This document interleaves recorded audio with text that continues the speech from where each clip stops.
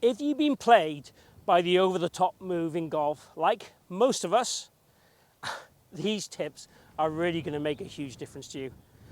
I'm bringing you the 2 best ways to stop coming over the top, and it'll make a huge difference to your golf immediately. So the over-the-top move, where the club moves out and over and across the golf ball, where the shaft points down inside the ball line, and from there then you wipe across the golf ball, is kind of the most common move that I would see in golf coaching from students. What it causes, obviously, is the ball to go either straight left or a huge slice or fade back on target. If we're fading back on target, obviously we're fairly happy with that, but most of the guys who do this will slice the ball quite a lot. And when it comes to longer clubs like long irons and drivers, the ball flight becomes pretty erratic, and it means that you lose a lot of golf balls and the scores go high. So what we're trying to do is make sure that we don't come over the top. So I want to share with you today a couple of ways in which we can get that right. And I'll also share with you a Justin Rose kind of conceptual idea that you can take straight to the course with no practice. But I would recommend practice swings and a few practice shots doing it, but certainly you can take the concept straight to the course. The first thing I want to talk about is give you some feels for what a correct swing would be, so how we would not come over the top. And if we take an alignment rod and put it in our armpit, and this is one of my favorite drills for lots of different things, but what we want to feel from this is, in the backswing, if I keep that rod connected, I don't lose it, that's going to give me what we would class as more depth in our arm swing in the backswing, and probably a bit more rotation. The idea is, when the lead arm gets to the rod, that's round about where we should be finishing our backswing. And then to really help the downswing, obviously being deeper in the backswing is going to help us not come over the top. Or even if we do come over the top, it's probably over a top to a lesser degree because we're in a deeper position in the way back. But what I want you to feel from this, and you won't be able to feel this when you hit shots, is you're going to try and keep your lead arm on that rod for the start of the downswing. If I come over the top from there, you'll see there how the gap between the lead arm and the rod increases. And essentially what's happening from there is, to do that, I am rotating and moving my torso ahead of my lower half. So if I'm able to keep contact with the rod, it creates a little bit more side bend, it creates a little bit more rotation in the arms, and it also creates a little bit more lateral move with the hips. That's essentially what we want to do to start the downswing correctly. So just trying to keep my arm on the rod is giving me those feels. Now, the reason why I say you won't be able to feel this in the golf swing is happening so quick, you'll be able to feel contact in the backswing, but not necessarily when you lose the contact on the way down. So all I would get you to do is feel that you hit some, let's say 70% swings, and you would feel, okay, can I keep the rod and try and feel like I'm trying to make contact?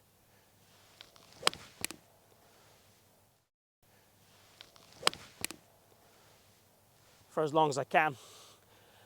Ideally, shot outcome-wise, we're looking for is either shots to start right or draw a little bit, but certainly nothing that starts left. It might feel a bit awkward, depending on what you currently do, but it's a great drill to try and get a little bit of connection. And I've done videos before where I talk about we don't want to over-connect for sure. But if you're a slicer, having connection in the downswing is really important. Because when you're a slicer, as we've shown there, we lose that connection in the downswing. And that's certainly what we don't want to see. So the second point, again, is more conceptual, and we talked about Justin Rose.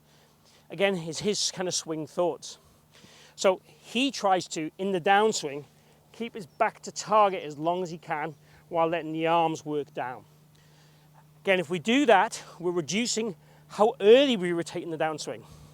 And don't get confused by me saying not rotating. I want you to rotate. I just want you to feel the rotation is more from, let's say, left arm parallel to the ground through impact, and from here we feel there's no rotation.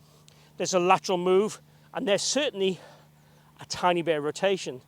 But if we actively try and rotate, the arms tend to throw out, we tend to get the sequence not right in the downswing. We want to feel that we go low and keep our back to target for the slicers of this world as long as you possibly can. For the people who hook the ball, then maybe not so much. Certainly from a sequence and the perfect point of view, we want the rib cage working down this trail leg and the arms working down into the slot. Then turn more, rotate more to get to about 40-50 degrees open at contact. That's when we want the rotation, and that gives us club face stability and consistency, and it means we're moving the body more dynamically through the golf ball as opposed to rotating early then stalling. If you continue to rotate and you rotate early, absolutely fine, but more often than not you will come over the top. So if you're able to shallow the arms and rotate early and continue rotating, it's pretty impressive and pretty good. I would say there's only a handful of my students have ever been able to do that in 30 years. But I'm not saying it's not possible. Before people come at me with that, I would say for the masses, we want to feel, we've got this Justin Rose concept. Can I feel my back is facing target for longer?